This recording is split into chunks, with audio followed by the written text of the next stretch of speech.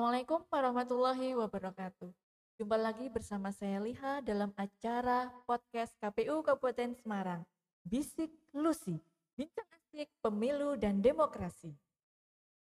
Teman pemilih, Insinyur Soekarno sebagai Presiden pertama Republik Indonesia pernah menyampaikan bahwa beri aku 10 pemuda maka akan kuguncangkan dunia. Betapa besarnya harapan terhadap pemuda untuk nasib bangsa ke depan. Bahwa tanggung jawab pemuda tidaklah mudah. Mereka adalah masa depan bangsa, bangsa akan menjadi seperti apa tergantung pemudanya. Pada kesempatan kali ini kita akan berbincang dengan para pemuda Kabupaten Semarang perwakilan dari organisasi. Dari dua organisasi nanti kita akan menyapa mereka dan mungkin bisa berkenalan dengan mereka. Selamat datang, ini saya panggil rekan, sahabat. Selamat datang mas-mas gitu aja ya. Heeh. Kaula muda. Kaula muda, selamat datang kaula muda gitu kan. Saya juga masih muda. Sehat semua? Alhamdulillah sehat. Selalu. Oke, mungkin sebelumnya bisa memperkenalkan diri dulu, siapa dulu nih? Saya Dari, terlebih dahulu ya. oh ya, ini karena minta dahulu itu karena merasa lebih muda apa karena merasa lebih tua? Rasa lebih muda. Jadi yang tua harus ngalah gitu ya. Oke, baik, silahkan mas. Oke. Langsung saja ya. Assalamualaikum warahmatullahi wabarakatuh. Perkenalkan, nama saya Sutarno. Nama ini adalah nama yang favorit buat saya karena ada dua hal yang bikin saya bangga ketika nama ini disebut. Ketika saya terjun di sekolah-sekolah Muhammadiyah, tentunya eh, saat perkenalan itu nama saya Sutarno. Wah, Soekarno ya menjadi hal yang apa ya, Iya, iya. membuat diri pemuda itu masih ada gitu di Kabupaten Semarang ini. Jadi antara T sama K itu Iya. hampir-hampir mirip Ya, ya. Ibu. Alamat saya itu ada di Bandungan Sidomukti, RT 101 gitu. Berarti deket sama ini ya. Tempat Wisata. wisata ya. Iya, wisata Wah, Sidomukti, Mawar Camp gitu. Biasanya kalau pemuda-pemuda itu sukanya ngecamp gitu. berarti kalau pada mau ngecamp ke sana boleh dong hubungi Mas ini ya, Ya, Mas Tarno boleh. ya. Boleh mampir juga, Ibu. Oh ya, boleh ya. Di Batam, Mbak ya, kira-kira. Kira-kira bagaimana? Mbak saja ya, Ya, biar terlihat oke. Nah, muda-muda semua gitu. Saya senang kalau dipanggil Mbak. Saya kelahiran 2000, juga termasuk generasi milenial, generasi Z juga, 4.0 juga. Tiga Wes. generasi ini yang bikin di punggung pemuda ini juga menjadi bangga gitu, kebanggaan tersendiri gitu. Kuliah di mana? Oh, saya kuliah di Universitas Muhammadiyah Semarang, di Fakultas Ekonomi, sekarang semester 4, alhamdulillah. Kegiatan kampus mengikuti Hizbul-Wathon. Hizbul-Wathon ini adalah suatu kepanduan yang ada di Muhammadiyah dan juga Ikatan Mahasiswa Muhammadiyah yang ada di Unimus. Mungkin itu sedikit Itu. perkenalan dari saya pribadi. Mungkin Oke. diteruskan kepada Mas Ganteng. Oke, selanjutnya Mas. Oke, siap. Terima kasih. Assalamualaikum warahmatullahi wabarakatuh. Waalaikumsalam warahmatullahi wabarakatuh. Halo, kaula muda di Kabupaten Semarang. Saya ucapkan terima kasih kepada KPU yang telah berkenan untuk mengundang kami percaya kepada kaula muda hari ini yang ternyata masih banyak manfaatnya. Untuk apa ya? Untuk perkembangan, kemajuan, apa lagi ya? Banyak hal di Kabupaten Semarang. Izin menyampaikan, nama saya Muhammad Miftahul Ulum, sering dipanggil Ulum, kemudian ada yang manggil saya D Ulum. Hari ini saya masih aktif menjadi mahasiswa di IAIN Salatiga yang sudah berproses mengubah namanya dari IAIN menjadi UIN. Alhamdulillah ya. Iya. Kalau tadi Mas Tarno itu semester 4, saya baru semester 2. 12. Masya Allah, ternyata ini Ya. lebihnya. Ya, Oke, sama-sama oke. kecil. Tapi Ya. akhirnya besar ternyata. Ada satunya. Iya. Saya hari ini tinggal di Kecamatan Jambu. Untuk spesifiknya mungkin di Desa Genting. Salah satu destinasi wisata yang ada di Kecamatan Jambu. Ada beberapa hal yang menarik di tempat saya. Silakan untuk teman-teman kaula muda se-Kabupaten Semarang kalau butuh informasi tentang produk olahan lokal bisa ke tempat saya. Saya selalu siap untuk menemani. Iya. Jadi guide ya. Ya jadi guide tapi ya nanti ada plus-plusnya lah. Waduh, ini bayang nih kalau Ya, yang plus-plusnya itu. Plus maksudnya guide-nya tidak hanya 1 kali 2 kali tapi beberapa kali. Plusnya kan di Oh, situ. begitu. Iya. Eh, semester 12 tadi ya, Hmm. jurusannya? Saya jurusannya di Fakultas Tarbiyah, saya mengambil pendidikan agama Islam. Oke. IPAI. Aktif di organisasi? Hari ini saya fokus di organisasi kebanggaan saya hari ini yang kebetulan alma maternya saya pakai, yaitu dari organisasi IPNU di Kabupaten Semarang. Sebagai apa? Saya sebagai sekretaris Sekretaris. umumnya dari ketua. Kalau di organisasi kampusnya? Organisasi kampus saya terakhir aktif di Dewan Eksekutif Mahasiswa Yayan Salatiga. Sekarang sudah purna jabatan. Jadi Oh, untuk di oke. kampus saya Sudah konsentrasi skripsi ya. insya Allah ya. Semoga cepat selesai ya. Amin. Ya. Itu salah Doanya. satu ciri khasnya aktivis Iya, benar. para cowok ya. Nggak harus seperti itu kan. Oh enggak ya. Kebetulan enggak. itu hanya Semoga saya. saja enggak ya. Hmm. Kalau Mas Tarno sendiri aktifnya selain di kampus dari Selain di kampus juga saya dapat sebagai ketua umum dan daerah Ikatan Belajar Muhammadiyah Kabupaten Semarang. Seperti itu, Sir. jadi sekarang masih ketua ya. Masih Jadi baru terpilih ini- kemarin. Oh, baru terpilih kemarin. Selamat ya. Semoga bisa membawa organisasinya Amin. lebih baik lagi Amin. begitu. Kalau Mas Mas Ulung sudah hampir akhir jabatan belum ini atau baru juga? Saya di akhir jabatan mungkin setelah ini pindah mungkin di tataran yang lebih tinggi. Oh gitu. Tapi kalau di kabupatennya di IPNU-nya kabupaten, selesainya kapan itu? insya Allah nanti di bulan September kita sudah selesai. Oh, hampir ya. Iya, selesai. Jadi kalau Mas Sutarno itu Baru baru mulai, Mas Iya, Ulungnya sudah mau dimisioner ya di penghujung jabatan. Ya, itu oke nggak apa-apa lah. Ini berbicara tentang demokrasi pasti tidak lepas dari politik ya.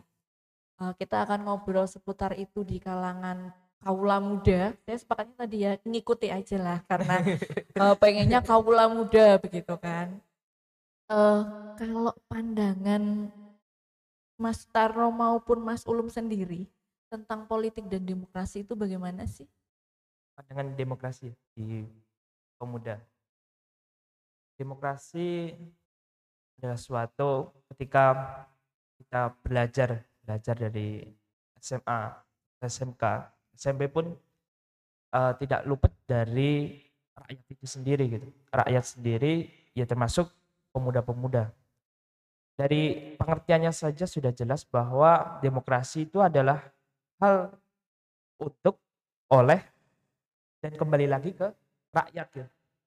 Jadi apapun nanti bentuknya itu adalah yang menentukan itu pemuda-pemuda sendiri, yang membuat ide adalah pemuda-pemuda sendiri, yang nanti akan meraup hasilnya juga dari pemuda sendiri. Jadinya demokrasi yang diterapkan di Indonesia ini adalah suatu hal yang penting dan kita sebagai pemuda harus menyusun strategi-strategi bagaimana agar politik atau nanti di demokrasi, pesta demokrasi itu benar-benar terjadi dan kita yakini bahwa semua itu adalah hal yang terbaik buat kita ke depannya gitu. Mungkin dari Oke, Mas Ulum. Jadi kalau pandangan dari saya yang namanya demokrasi memang secara secara pemahaman dunia ilmu jelas artinya adalah demos dan yang mana artinya adalah dari rakyat. Ya intinya memang harus dilaksanakan seperti itu bahwasanya bersumber dari rakyat, oleh rakyat dan untuk rakyat. Tapi sampai hari ini mohon maaf sekali khususnya di daerah lokal daerah saya masih kurang maksimal. Artinya apa? Artinya ketika itu berbicara oleh kita sendiri sebagai kaula muda tapi aksinya kita masih kurang. Kemudian pertanggungjawaban bahwa seorang pemuda memang berpengaruh itu juga masih banyak dari kalangan pemuda yang kurangnya berdemokrasi secara utuh. Nah, itu yang sangat saya sayangkan. Kemudian berbicara tentang politik. Politik yang mana hari ini yang saya pahami adalah sebuah siasah ataupun strategi. Jadi ketika kita berbicara politik pasti kita punya kepentingan. Tidak mungkin tidak. Nah, yang menjadi hal baiknya ketika itu berbicara tentang kepentingan bukan kepentingan pribadi, namun adalah kepentingan dari maslahatul umat. Di mana kita berangkat dari kaula muda, otomatis kita menjadi representasi dari teman-teman hari ini. Kita harus bagaimana, kita harus seperti apa, itu harus sesuai dengan tujuan bersama. Nah, khawatir saya ketika kita masih berproses dengan idealisme kita sebagai pemuda untuk memberhasilkan politik dan demokrasi hari ini, tapi nyatanya ketika kita sudah berhasil berada di puncaknya, kita seakan-akan lupa bahwa kita berangkat dari mana, berjuang untuk siapa. Nah itu, kalau hari ini dikatakan seperti jatuh cinta, mungkin ini akan menjadi hal yang kurang enak. Karena apa? Aku berjuang bersama kamu, tapi akhirnya kamu melupakanku. Itu sudah sangat sering terjadi dan lazim sekali di kalangan muda hari ini. Makanya banyak sekali orang-orang aktivis yang patah hati, kemudian banyak sekali juga politikus-politikus yang juga ikut patah hati. Ya karena apa? Karena dasar cintanya yang tidak tidak sama murni dari awal berproses hingga berakhir tidak sama. Nah itu yang menjadi hal catatan khusus bagi saya dan teman-teman muda ke depan. Jadi boleh saya ini ya, hanya sebatas kepentingan sesaat mungkin seperti itu. Ya kalau kepentingan sesaat mungkin bisa dikatakan seperti itu, tapi tidak sama halnya dengan gairah. Gairah itu hanya ada di depan, tapi ketika nanti sudah selesai gairahnya kita lupa. Seringnya seperti itu. Nah, jangan seperti itu, eman-eman sekali kalau saya. Nah terus inginnya gimana? Inginnya ya yang namanya pensuksesan kita harus senantiasa kontinuitas. Jadi tidak hanya terbatas satu ruang saja tapi beberapa ruang.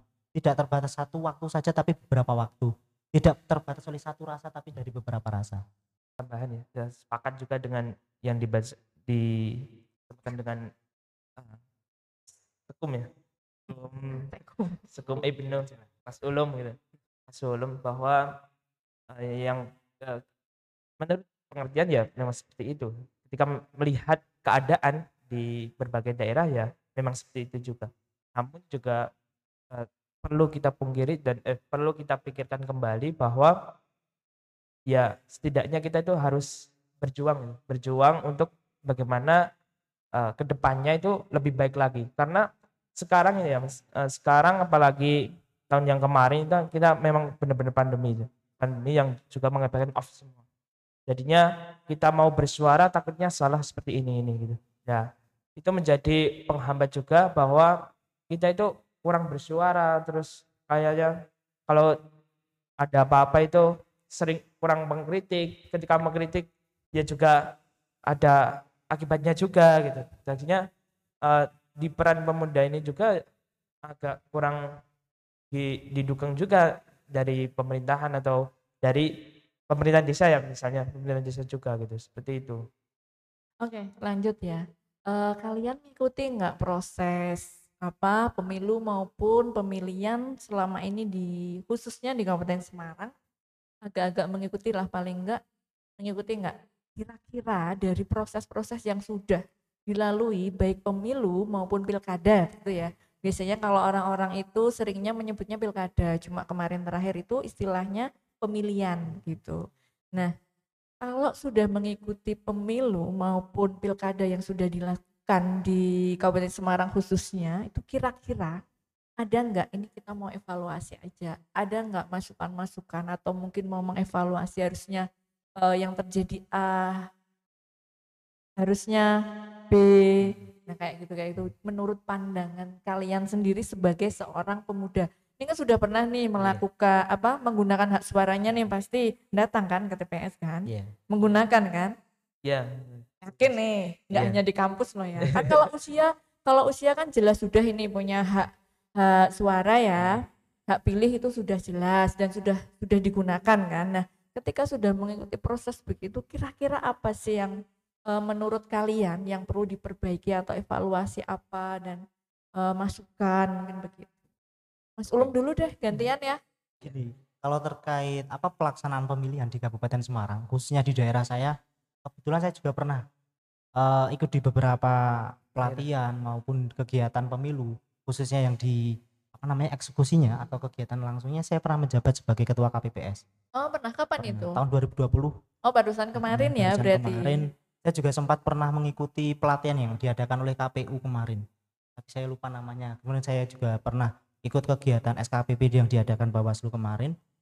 Dan untuk evaluasi mungkin evaluasi ini Mbak di basis data.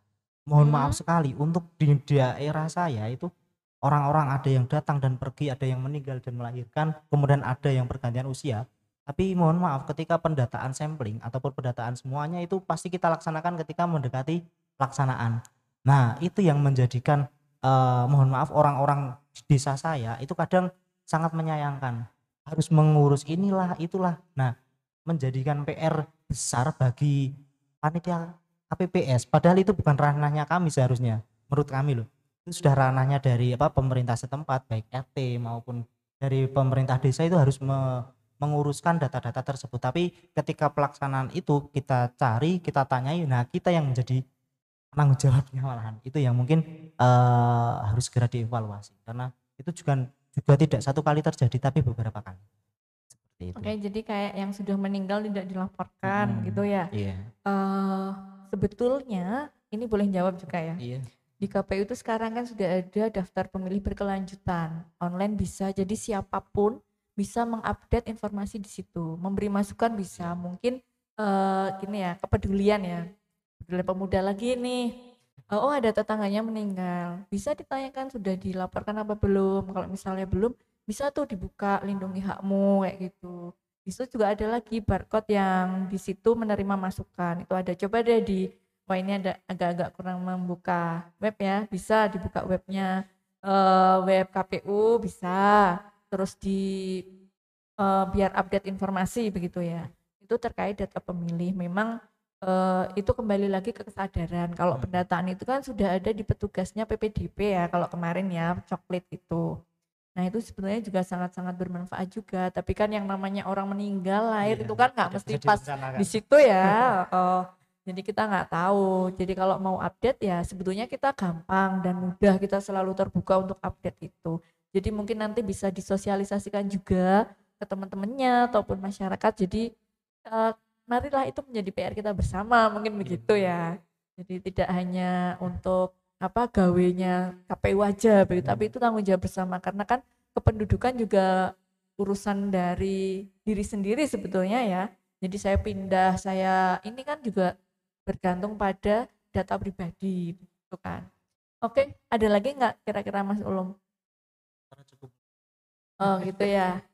Oke. Mas Sutarno. Oke, terkait itu tadi ya, untuk evaluasi ke depannya, mungkin lebih ini Bu, ke Bawaslu ya, yang sering mengadakan penyuluhan-penyuluhan di desa, mayoritas kan seperti tani gitu, tani terus, gaweannya kan gaweane nggak Nggak apa-apa, kita campur aja nggak pekerjaannya apa-apa. Ini nyantai pekerjaannya kan ngobrol santai hampir kok. satu hari pagi sampai sore kan di sawah gitu. Hmm? Nah, untuk kemarin itu sempat satu kali karena umur saya pas itu 18 tahun gitu, di 2020 itu juga ya intinya tangan kanannya panitia juga gitu. Nah, ini untuk kendalanya adalah karena kurangnya penyuluhan atau kurangnya pengetahuan dari warga sekitar gitu. Itu dibuat enteng-enteng saja gitu. Wah, ya tadi kurangnya kesadaran dari masing-masing. Mungkin kurangnya kesadaran atau kurangnya pengetahuan tentang pemilihan. Selain daripada itu juga mungkin ke depannya juga ada penyuluhan secara langsung misal per RT, karena di desa saya itu ada 7 RT Bu. Hmm, Kalau disatukan mungkin juga kemeriah gitu. Dan banyak ya. banyak juga. Mm-mm. Bisa apa ya, disosialisasikan bahwa mungkin calon-calonnya itu loh Bu. Karena selain dari buta dengan calon-calon itu ya tidak tahu calonnya dari ini siapa. Misal legislatif kan itu banyak sekali. Nah itu kan membuat susah pada orang-orang yang ini pacul, arit kan juga membuat susah. Mungkin besok bisa disosialisasikan sosialisasikan bahwa oh ini loh calon-calon yang akan memimpin kita ke depannya. Mungkin seperti itu, lebih ke sosialisasi karena kurangnya sosialisasi juga dari warga itu juga kurang sadar diri juga. Makanya kami mengharap ya sosialisasi itu diperbanyak sebelum pemilihan atau pesta demokrasi itu diadakan. Oke, baik. Nah, itu dari sisi penyelenggaraan ya. Iya. Kalau dari sisi pemilih, jadi masyarakat ini yang menggunakan hak suaranya ini, kira-kira apa yang ingin disampaikan, evaluasi apa atau masukan apa begitu terkait masyarakat sendiri sebagai orang yang mempunyai hak pilih yang datang TPS begitu. Kalau hal itu mungkin saya ingin menyampaikan gitu. Beberapa kejadian misalnya di daerah saya itu masih desa yang mungkin masih perlu banyak perbaikan, khususnya di hal-hal baik fasilitas umum maupun di jalan dan lain-lain. Di situ kan kita selalu mementingkan atau membutuhkan bantuan dari para senior yang sudah ada di jajaran legislatif. Namun ketika kita meminta bantuan terkadang masih kurangnya respon dari senior yang sudah ada di legislatif. Nah, ketika pemilihan masih banyak terjadi bahwasanya kurangnya percaya dari masyarakat itu sendiri. Lah, apa gunanya aku kudu nyoblos yo? Ya, padahal kan ranono efeknya waduh, nah itu loh. Itu yang sangat disayangkan sekali. Itu terjadi di orang-orang yang rata-rata usianya sudah di atas 40. Beda halnya ketika kita masih muda-muda seperti ini. Kita juga masih bingung sebenarnya. Aku mau nyoblos itu untuk apa? Aku ini apa yo benar-benar dapat imbasnya? Kan tidak. Itu dari pandangan yang memang sering terjadi di daerah saya. Tidak tahu kalau yang lainnya. Nah, mungkin evaluasinya apa ketika kita memang sudah ada di posisi yang diberi kepercayaan, baik itu di penyelenggara di KPU maupun yang sudah ada di legislatif menduduki kursi jabatan, seharusnya kita benar-benar pernah menjadi posisi yang ada di paling bawah. Karena apa? Ketika kita sudah ada di posisi paling bawah, otomatis kita akan merasakan bahwasanya sulitnya kita berbicara, kemudian didengarkan dan diperhatikan itu sangat sulit. Seperti itu. Oke, cukup? Jadi ya? Mas Tarno coba. Baik. Masyarakat yang mempunyai Iya. hak pilih ya secara langsungnya 100% itu mempunyai hak. Tidak luput juga dari yang disampaikan bahwa ya itulah dari ranah pemerintahan ya, baik pemerintahan desa maupun sampai penyoblosan pusat gitu, presiden.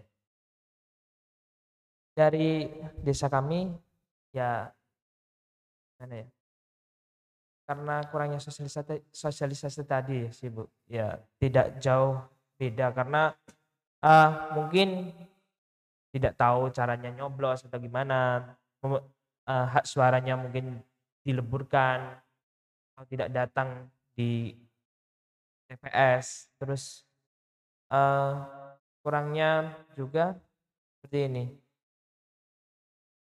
bahwa ada politik money gitu loh Bu. Jadinya kamu harus memilih saya nih dapat uang gitu, seperti itu. Yang menjadi evaluasi dari dulu sampai sekarang juga harus ditekankan di situ. Nah, itu membuat racun politik yang sehat lah. Sepakat enggak dengan praktek money politik itu? Lebih tepatnya kita mengedepankan, kalau di zaman sekarang ya kita mengedepankan loyalitas sebagai visi misi para pemimpin kita. Jadinya selain kita itu cerdas dalam memilih, kita juga cerdas dalam mengotak-atik itu. Ya kalau mau dibuang juga gimana lagi, politik money itu juga sudah seperti mengakar di bangsa ini. Lanjut mungkin kalau Mas Ulum gimana? Praktek yang sudah terjadi. Ya. Kalau saya itu juga masih merasa kebingungan. Idealisme yang kita miliki sebagai kaula muda ketika diterapkan di tempat yang tidak sesuai frekuensi ternyata sangat berbahaya. Dan nek berbicara tentang kasus money politik prakteknya hari ini, saya masih kurang sangat tidak setuju. Saya tidak setuju untuk praktek hari ini. Iya benar. Nggak setuju ya. Mm. Jadi benar-benar berat ya PR kita bersama, terutama pemuda bagaimana memangkas itu gitu. Mm. Kira-kira bisa dipangkas apa enggak, bisa dimusnahkan apa tidak gitu. Bisakah murni nanti itu memang benar-benar orang itu dipilih karena kualitasnya Iya. gitu. Cuma kalau dari kalian sendiri kan sudah menyampaikan kurang sepakat ya. Mm. Kurang apa tidak sepakat nih? Iya, tidak sepakat, lebih ke hal yang memang pasti untuk tidak. Tidak. Iya. Kalau Mas Tarno sendiri juga. Ya kurang sepakat tapi lebih tidak juga. Oke. Padahal ini ya di penyelenggara itu kalau memang ada praktek money politik yang kita lihat itu kan bisa dilaporkan. Sebetulnya Iya. kan begitu ya. Iya. Nah, pernah nggak terbersit bahwa punya niatan untuk melaporkan begitu? Karena kalau melihat itu mau dilaporkan apa enggak itu? Gimana Mas Tarno? Oke. Ya mungkin ada min plusnya gitu ya ketika Iya. melaporkan gitu. Ketika kita mau melaporkan tapi juga dari pihaknya itu memberi harapan juga gitu. Jadinya dan harapan itu juga melingkup di masyarakat. Nah, seperti itu kalau mau melaporkan juga kita ya mikir pindo lah intinya. Mikir pindo ada harapan yang harus dibawakan di masyarakat juga. Jadinya kalau dipikir-pikir ya nggak apa-apa lah gitu. Tapi juga ada rasa di hati itu ya juga nggak enak gitu. Bagaimana politik ini juga menjadi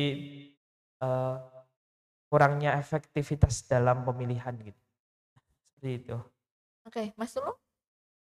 Mungkin kalau saya berbicara tentang melaporkan atau tidaknya, nanti akan saya lebih ke menegur sih, karena hal-hal seperti itu memang sudah mengakar. Ya kan tadi, dan ketika kita berbicara tentang sanksi, mungkin sanksi yang paling pas untuk diterapkan ketika seperti itu ya cukup sanksi sosial dulu. Mengapa demikian ya? Karena kita benar-benar menjaga, mengapa sih? Karena adanya pemilu, masuk hubungan harmonisnya desa kita menjadi pecah. Itu yang saya sayangkan.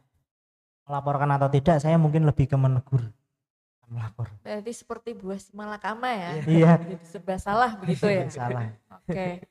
Ini nanti kita di tahun 2024 itu kan melaksanakan pemilu serentak nih. Ada 2 agenda besar pada tahun yang sama, pemilu 2024 sama pemilihan 2024, dimana kalau pemilu 2024 itu dengan 5 surat suara. Kalau kemarin ya 5 jenis lah, mulai presiden, DPRD, DPR RI, DPR provinsi, kabupaten. Nah, untuk yang pemilihan itu berarti memilih gubernur dan wakil sama bupati dan wakil bupati atau wali kota begitu. Nah, menurut kalian untuk menghadapi 2024 nanti nih, seberapa penting sih peran pemuda untuk mensukseskan pemilu maupun pemilihan di 2024 nanti? Oke. Seberapa penting Kawula Muda nanti di 2024? Saya sangat yakin bahwasanya nanti di tahun 2024 itu akan menjadi sebuah awal dari yang namanya melonjaknya usia-usia yang produktif. Mengapa demikian ya? Karena memang saya hari ini sangat merasakan yang sering muncul, yang sering ada, bahkan yang sering terjadi kasus itu adalah orang-orang muda. Otomatis itu menjadi gambaran kecil bahwa tahun 2024 peran pemuda sangat dibutuhkan. Nah, persiapan apa yang harus kita lakukan untuk benar-benar bisa berperan aktif? Satu, kalau menurut saya kita harus benar-benar paham demokrasi, tujuan dari demokrasi itu sendiri, bahwa pemuda yang mohon maaf notabene bukan dari akademisi, mungkin masih banyak yang kurang peduli. Khususnya di daerah yang saya tahu itu masih kurang peduli dengan yang namanya demokrasi. Maka pentingnya pengetahuan untuk demokrasi, tujuan demokrasi, manfaatnya itu apa, harus kita benar-benar memahami. Yang pertama. Yang kedua, bersedianya untuk kita berani berbicara entah dengan lisan, perbuatan maupun dengan karya-karya yang memang menggambarkan itu adalah pemikiran kita, baik dari karya tulis, karya film maupun hasil barang, itu harus kita berikan. Nah, di tahun 2024 peran pemuda sangat dibutuhkan, karena ya intinya suara yang akan muncul itu pasti yang terbanyak dari orang-orang muda, mungkin dari umur remaja akhir atau umur 18 sampai nanti di umur 35-an itu pasti akan banyak sekali besok. Seperti itu. Oke, berarti sangat penting sekali ya. Iya. Lalu kalau Mas Sutarno? Oke. Kalau menurut saya pribadi, ya menurut kami juga, kami para pemuda, termasuk generasi milenial yang sekarang ini dihambatkan juga dengan salah satu teknologi. Teknologi ini juga sering kita pakai setiap harinya gitu, seperti handphone. Terus ya biasa kita sepakati adalah kaum rebahan yang suka main HP, seperti itu. Kalau melihat yang terjadi di sekarang itu seperti itu, Ibu. Terus bagaimana peran pemuda bagi bangsa Indonesia yang hari ini akan menghadapi namanya pesta demokrasi?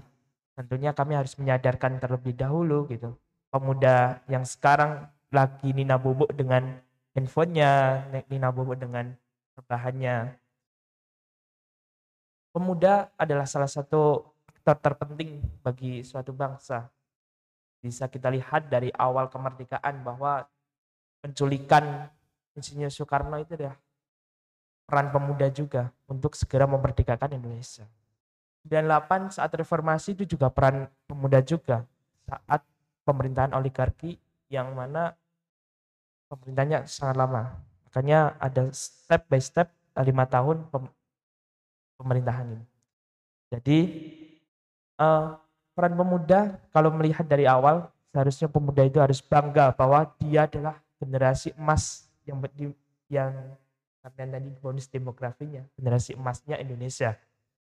Mungkin dari itu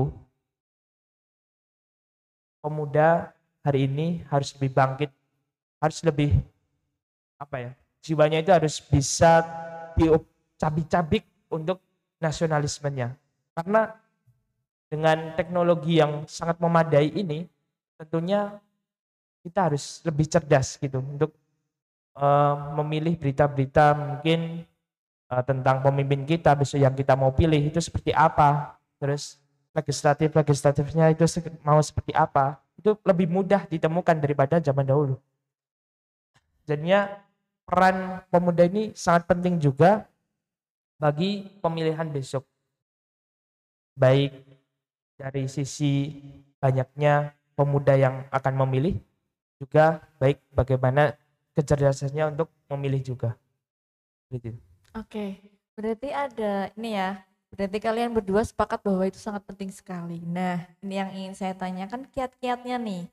Kiat-kiatnya ataupun mungkin punya rencana bagaimana nanti ikut mensukseskan pemilu dan pemilihan di 2024. Tentu kita benar-benar ya emang gimana ya, tadi kita tuh benar-benar harus melek politik, benar-benar harus melek politik. Tema yang disampaikan, kita itu harus benar-benar melek politik, jangan kita itu gaptek gitu, apalagi di zaman teknologi. Lebih ke teknologi, kalau saya lebih ke teknologi karena hidup kita itu tergantung teknologi kalau sekarang menurut saya. Apapun itu bisa lewat satu alat ini bisa ke seluruhnya. Untuk kalau dari pribadi saya adalah bagaimana kita itu selalu terus menggali apapun itu yang terjadi. Misal menggali suatu ilmu itu sangat mudah sekali saat ini. Terus membangunkan rasa rasa kita itu tidak egois gitu. Egois dalam hal ayolah ketika kita mau pemilihan ya kita tinggalkan rasa egois itu. Misalkan biasanya kan ada satu pandangan bahwa kita itu memilih kubu ini, terus yang temannya itu kubu itu gitu. Nah, seperti itu kita hilangkan. Ya kita bolehlah di waktu itu, tapi jangan sampai ke yang membentuk jiwa hal itu. Seperti itu. Yuk. Oke, Mas Ulum sendiri. Untuk saya pribadi, kiat-kiat untuk persiapan Berperan di berperan di 2024. 2024 gitu. Satu yang jelas pada tahun 2024 kita adalah salah satu rakyat negara Republik Indonesia yang tentunya memiliki hak suara. Saya harus mempersiapkan diri bahwa saya adalah salah satu dari sekian juta orang yang akan berbicara di situ melalui coblosan. Kemudian yang kedua, ketika saya masih menjadi pemuda, otomatis tugas-tugas penting seorang pemuda harus benar-benar saya maksimalkan. Misalnya hari ini pemuda itu salah satu tenaga terkuat untuk memberikan dampak baik maupun buruk. Ya enggak?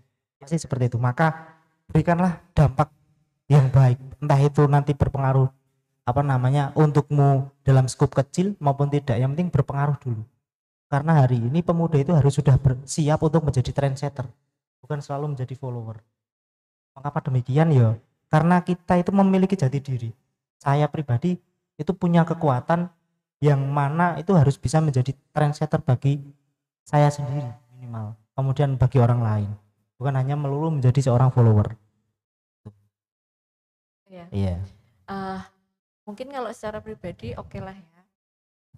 Ketika teman-teman Mas Tarno sama Mas Sulum itu berada di sebuah organisasi, saya meyakini bahwa setiap organisasi itu ada bidang-bidang kan seperti itu. Dan pasti juga banyak kegiatan yang itu di bidang demokrasi maupun yang menyangkut ranah politik kan begitu. Nah, kegiatan apa saja sih yang sudah dilakukan atau mungkin akan dilakukan untuk menghadapi 2024 nanti? Oke, kalau di situ saya akan nanti ada beberapa kegiatan. Misalnya ada kegiatan wawasan kebangsaan. Wawasan kebangsaan itu sudah jelas bahwasanya kita sebagai pelajar Nusantara. Saya IPNU dan IPPNU dikatakan pelajar Nusantara, otomatis kita harus memiliki wawasan kebangsaan yang matang. Dalam arti bahwasanya demokrasi yang telah ditentukan oleh pemerintah itu harus kita percayai. Kemudian apa instruksi dari pemerintah harus kita lakukan selama itu tidak menyimpang dari yang namanya ideologi kita ataupun ideologi bernegara kita. Seperti itu. Kemudian diskusi-diskusi lain bahwasanya satu suara kita itu akan berakibat penting bagi ke depan. Seperti itu. Ya diskusi-diskusi ringan, kemudian pemberian contoh bahwasanya tidak semuanya orang itu akan baik-baik saja. Ya meskipun ada yang pernah melakukan hal yang tidak kita suka itu wajar. Tapi kita harus selalu percaya bahwa semuanya itu pasti akan baik di akhirnya. Seperti itu. Mas Sutarno. Oke. Berbicara dengan organisasi juga.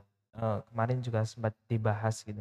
Untuk menghadapi kedepannya, mungkin dari kami hanya karena dari kalangan kami hanya pelajar semua, Bu. Mungkin Ya. sedikit yang berumur yang bisa menyoblos. Mungkin dari kami hanyalah menyukseskan acara tersebut, acara pesta demokrasi. Karena dilihat dari yaitu tadi, kami itu membaik hanya di tingkat SD, SMP, SMA, SMK, dan bahkan SMA, SMK itu sedikit sekali yang benar-benar umurnya sudah pas untuk menyoblos. Kalau di internal organisasi mungkin ada kebanyakan yang mahasiswa. Namun di organisasi misalkan seluruhnya itu lebih minim di umurnya, belum bisa menyoblos. Kami bisa menyukseskan dengan mungkin bisa bersosialisasi. Kalau kegiatan kami ya turun bareng, ngobrol bareng di tingkat ranting-ranting gitu. Di SMK, SMA yang mungkin sudah berumur untuk 17 pas tahun. 18 tahun ke atas itu. 17 tahun. 17 ya, 17 tahun ke atas.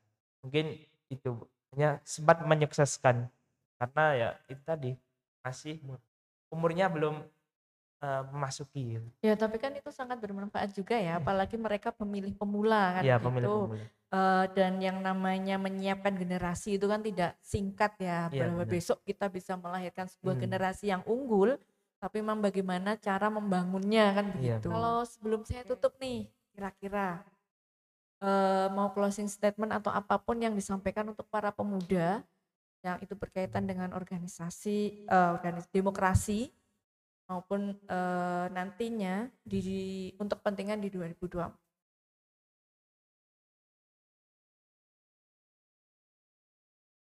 Eh, Mungkin sedikit hal yang ingin saya sampaikan, bahwasanya hari ini pemuda sudah saatnya untuk bergerak kembali setelah 2 tahun kita terdiam sepi, karena semua hal bagus itu pasti akan maksimal ketika dilakukan oleh orang-orang yang memiliki power maksimal.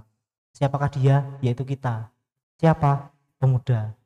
Nah, maka dari itu mari kita suarakan bersama-sama bahwa satu tujuan kita, yaitu terciptanya demokrasi yang senantiasa kita gadang-gadangkan, senantiasa kita inginkan. Bahwasanya demokrasi bukan hanya sekedar formalitas aksi, namun memang benar-benar sebuah manifestasi untuk mewujudkan tujuan sejati. Seperti itu. Oke. Tarno. Untuk kaum pemuda itu terkhusus di Kabupaten Semarang, kalian adalah generasi of strength, generasi untuk perubahan di masyarakat dimanapun kalian berada. Tentunya ayo kita bangun dari bubuk manisnya saat pandemi, kaum rebahan, ayo kita bangun kembali.